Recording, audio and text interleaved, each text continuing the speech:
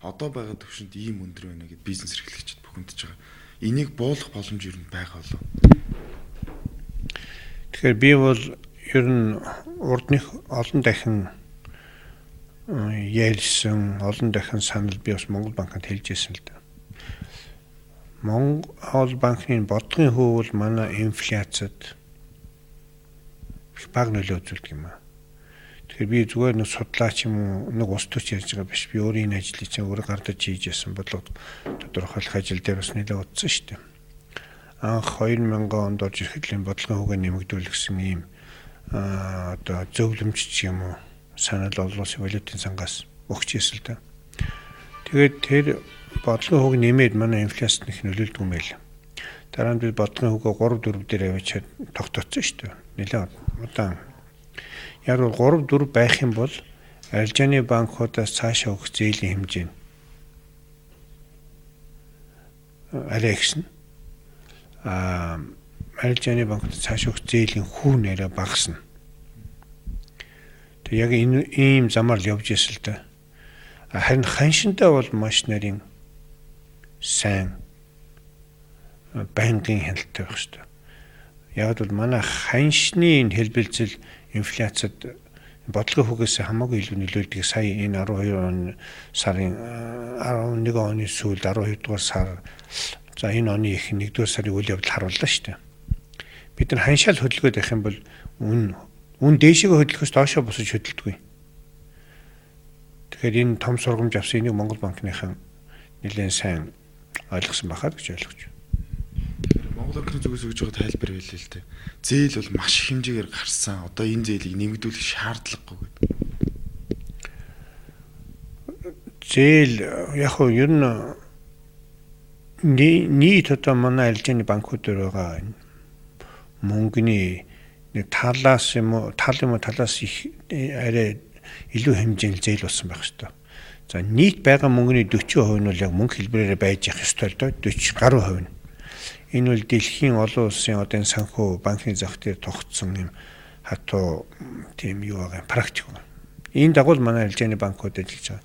За энээс зөрөөд хэтэрхий их хэсгээ зээлээ 70 одоо нийт байгаа мөнгөнийхөө 70 гаруй хувийг зээлд өгсөн банкуд бол дандаа хүндрээд идэг.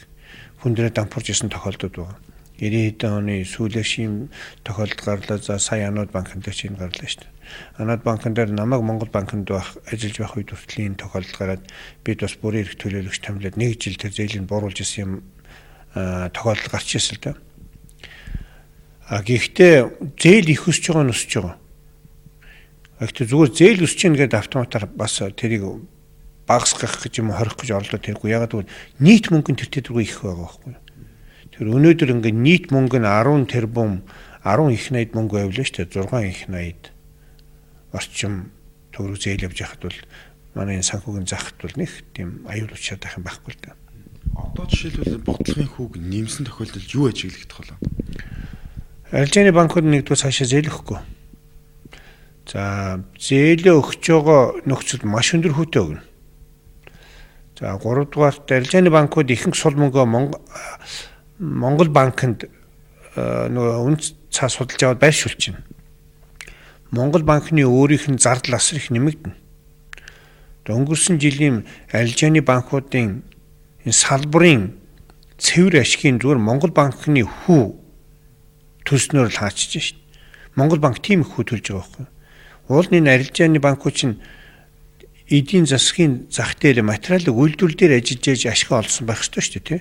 Тэгэхэд Монгол банк хүү төлөөд арилжааны банкуудынхаа ашигыг хангасан байх ч тий. Тэгэхээр энэ бол зүгээр санхүүгийн нөгөө хөөсний ашиг гараад ирж байгаа байхгүй юу. Миний бодлоор бол энэ арилжааны банкуудын ашиг бол материалын үйлдвэрлэлүүдийг санхүүжүүлээд зээлжүүлээд тэнцэнэс гарсан ашгаар л ашиг хааж явах ёстой шүү. Танаас бас нэг зүйл асуух хүсэлтэй юм л да. Энэ эдийн засгийн чиглэлээс одоо хөгжлийн банкны асуудал нэлээд удаан яригдлаа л да. Гэвч өнөөдрийг хүртэл хөгжлийн банкны хийсэн зүйл бараг алгаа гэдэг. Энэ зүйл дээр бид нар юуг алдчихв? Тэгэхээр энэ зүйл дээр манай үнэхээр л гинэн л хандж байгаа байхгүй юу? Анх 2008 он сонгуулийн дараа л хөгжлийн банк анх байгуулыг ихтэл би бол тийм хатуу санал хэлж байсан. Хөгжлийн банкаар хөөцөлтөд хэрэггүй. Нэгдүгээрт Ер нь энэ төр засгийн банкуд дараа нь төр засгийн дарга нарын энэ л зээл болж хувираад муу зээл болж хувираад тэгэл дампуурдаг энэ түүх Монголд сүүлийн 20-30 жилд банк давтагдлаа. Би өөрөө энэ салбарт ажиллаж байсан. Дандаа л тийм муу зээлийг хөөцөлдөж ажлынхаа насныхаа ихэнхийг зориуллаа шүү дээ. Хэдэн дарга нарын хамаатан садун хүүхдүүд танилуд нь зээл аваад тэгэл алга болд. За бусад оронд бас яг ийм тохиолдол гардаг байсан юм байл. Тийм болохоор энэ хөгжлийн банк бол харамсалтайгаар өнөөдөр ч гэсэн нэгч төгөр гаргаж чадахгүй шүү дээ. Хоёрдугаарт ингээ банк байгуулангууд гадаадаас зээл өгч чинь тэгээд Монголда их бизнес санхүүжүүлчихнэ гэж ойлгож байгаа гинэн улсуудын далдаа байхгүй. Чи банк байгуулахаар тэгээд шууд гадныхын зээл өгчихгүй. Энэ мундаг засгийн газартай, энэ мундаг сангийн сайттай сайдын шийдвэрээр хөгжлийн банк байгуулчлаа. Энд ингээ мөнгө өгье гэдэг гадаадын ийм гинэн банк байхгүй шүү дээ. Банк чинь түүхтэй байх ёстой, намтартай байх ёстой. Аудит хийсэн байх ёстой. Үйл ажиллагаагаар дэлхийн зах зээл дээр бас танигдсан байх ёстой. Тэрэнд чинь бүр багаар утгад нэг 5-10 жил хэрэгтэй шүү дээ. Хэрв тэгдэг байсан бол аль хэзээ л банк байгуулалт энэ бүгдээрээ мундаг хөгжиж чинь шүү дээ. Тэгэхээр энэ банкны энэ санхүүгийн зах зээл мэдэхгүй улсууд ингээд банк байгуулахаар хөгжиж чинь гэж бодсоор яваад бид хайрын 4 жилийн алдлаа шүү дээ. Уул нь жижиг дунд бизнесүүдийг санхүүжүүлчих бүрэн болцоо байсан шүү дээ.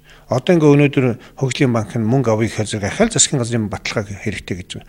4 жилийн өмнө засгийн газар нь өөрөө зээл аваад ингээд жижиг дунд бизнесээ монголчуудаа санхүүжүүлээд явчих боломж байсан уу? Байсан. Тэрийг бид нар алдчихлаа шүү дээ. За 3 дугаарт би бол бас энэ дандаа зашмын тийм шүмжтэй хандаад байна. Гэхдээ Монгол улсын засгийн газрын банк гэж байгуулж байгаа шүү дээ бид нар хөгжлийн банк. Гэтэл тэрийг гадаадын засгийн газрын банкны удирдлагын менежмент ээж одоо удирдна гэдэг бол сонирхлын маш том зөрчил шүү дээ. Би бол Солонгосын ард түмэн Солонгос улсад хүндэтгэлтэй хандаж байна. Солонгосын банкируудад хүндэтгэлтэй хандаж байна. Гэхдээ тэдний засгийн газрын банкны ажилчид манай засгийн газрын банкийг гэж удирдахаар маш том сонирхлын зөрчил гарч байгаа. Энийг дэлхийн бүх банкирууд ярьж байгаа байхгүй. Натаа одоо уулзж байгаа Англиуд, Америкууд, Оросууд, Хятадууд, Германууд бүгдлгүй их сони юм а. Танай засгийн газрын банкийг гадаадын нэг засгийн газрын банк гэж удирдна гэж байх ёсгүй. Манай ерөнхий сайдын албан тушаалыг жишээ нь Солонгосын ерөнхий сайд ирээд хийж байгаатай л адилхан байхгүй.